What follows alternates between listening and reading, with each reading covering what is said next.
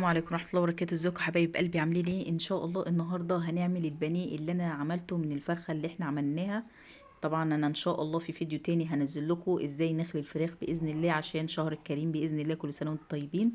هبتدي دلوقتي ان انا اعمل البانيه. طبعا تبلته ببصلة وقرن فلفل حراق وورق لوري وفلفل اسود اكيد، وغسلت الرز. هنعمل بقى النهارده طريقة الرز الاصفر بطريقة بسيطة جدا للناس كلها، ولو عايزاه رز بسمتي برضه هقولك على الخطوات.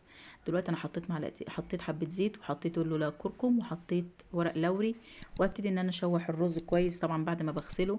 لو رز بسمتي برضو تغسليه عادي ما فيهوش اي مشكله طبعا. وهحط الملح واحط كمون واحط ايه مكعب شوربه عشان يدي طعم حلو للرز بتاعنا ويطلع طعمه جميل. هقلبهم كويس مع الحاجة دي لحد ما تتشرب كلها منها فيها لبعضها كده، وطبعا اكون مسخنة مية سخنة. دلوقتي انا لو عاملة رز بلدي عادي زي اللي انا عاملاه دلوقتي هياخد كوباية الرز هتاخد كوباية مية. اما لو انتي حابة تعملي رز بسمتي طبعا كوباية الرز هتاخد كوبايتين مية.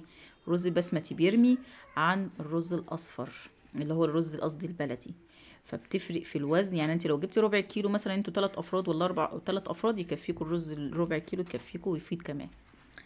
اما لو انتوا اكتر من 3 افراد فانت هتجيبي نص كيلو هيقعد معاكي برضو ويفيد. هبتدي دلوقتي ان انا اقلبه واحط الميه عليه واقلبه كويس، وبعد كده هغطيه. طبعا انا حطيت نص المكعب وهحط النص التاني في الاخر علشان يتشرب منه فيه بيبقى طعمه ايه حلو زي ما انتوا شايفين كده.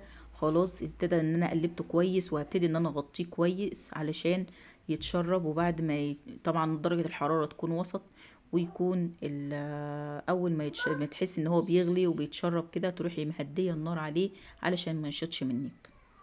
والرز البسمتي بتقلبيه بالشوكة، اما الرز العادي بتقلبيه بالمعلقة، لان الرز البسمتي بيبقى طويل حباية طويلة، فلو قلبتيها بالمعلقة هتتكسر منك.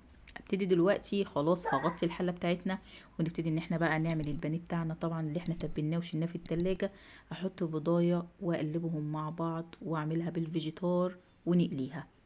طبعا انا لما قطعت الصدور الفراخ دي اللي انا قطعتها بايديا، طبعا للاسف الفيديو للاسف كبير ان هو ضاع مني.